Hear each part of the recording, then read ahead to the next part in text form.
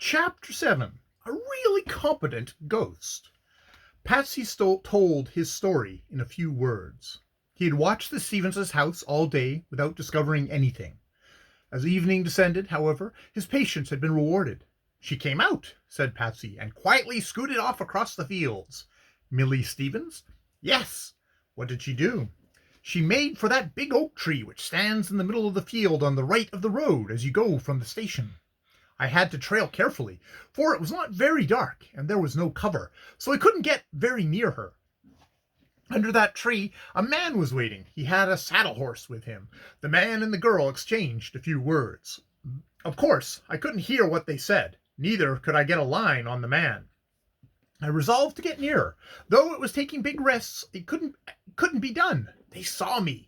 In a flash, the man leaped into his saddle and pulled the girl up in front of him in regular old-fashioned style. They were off in no time. It was a fine horse they rode.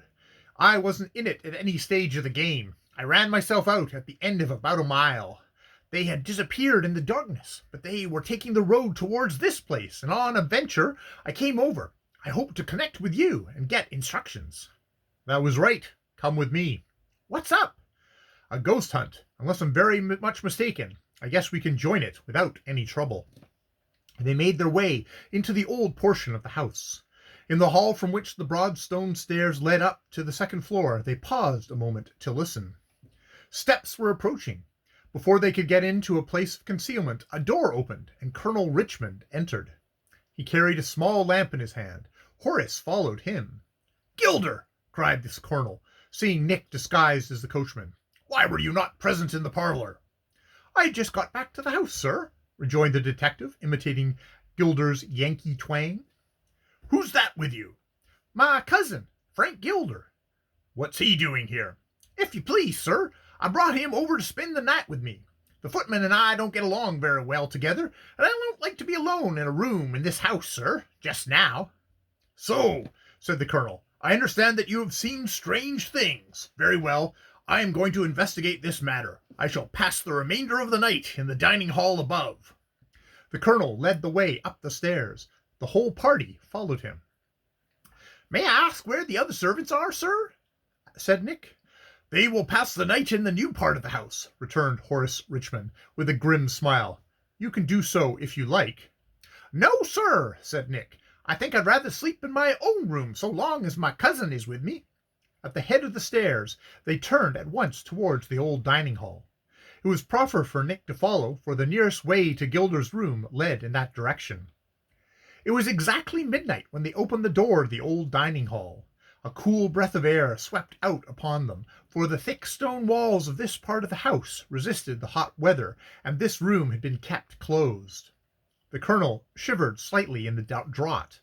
He paused on the threshold for a moment and looked into the room. It was lighted, except for the feeble ray from the lamp, only by the faint moonlight which found its way in through the hall and narrow windows, partly overgrown with clinging vines. The whole party entered. The colonel set his lamp upon the sideboard. He turned to speak to the supposed Gilder, probably with the intention of sending him at once to his room. But at that moment the lamp suddenly went out. With a low cry, the colonel sprang towards it. The lamp was not there. It had been removed. The room was almost totally dark. The colonel lit a match. There was no sign of the lamp. It had utterly vanished. As the burned match fell to the floor, a beam of light suddenly shot across the gloom, and there, before the old-fashioned fireplace, stood a figure corresponding in every particular to Lavinia Richmond as she appeared in a portrait painted just previous to her death, and hanging at that moment in the colonel's room. There was no sound in the room except the labored breathing of the excited old man, whose faith was now fully justified to his mind. He was gazing straight at this apparition. It was veiled, and the heavy folds of a black dress in the style of many years ago hung loosely about the form. Immediately a white hand appeared. The veil was lifted, disclosing the thin and pale face of a woman of advanced age and feeble health. The likeness of Lavinia Richmond was perfect. The colonel tried to speak, but his voice stuck in his throat. Slowly the veil descended. Nick made a sign to Patsy, who had pressed up a little in advance. He kept an eye over his shoulder, however, to be sure of getting any order from his chief. There was light enough to see the signal. Patsy sprang forward towards the Spectre. The distance separating them was not more than 20 feet. The athletic youth would have covered it in a twinkling. But suddenly he fell to the floor with a smothered groan. "I'm hit hard!" he cried, and raised himself upon one knee, with his left hand pressed to his temple. He drew a revolver with the other. "Don't shoot!" exclaimed Nick. "It's Millie Stevens!" The detective made a bound towards the figure.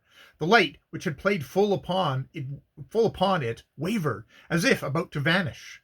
Yet there was time. Nick felt sure of his prize as he sprang out from his place beside the colonel. And the next thing Nick knew, it was 6 o'clock of the following morning, and he was lying in bed, looking up into Patsy's face. End of Chapter 7.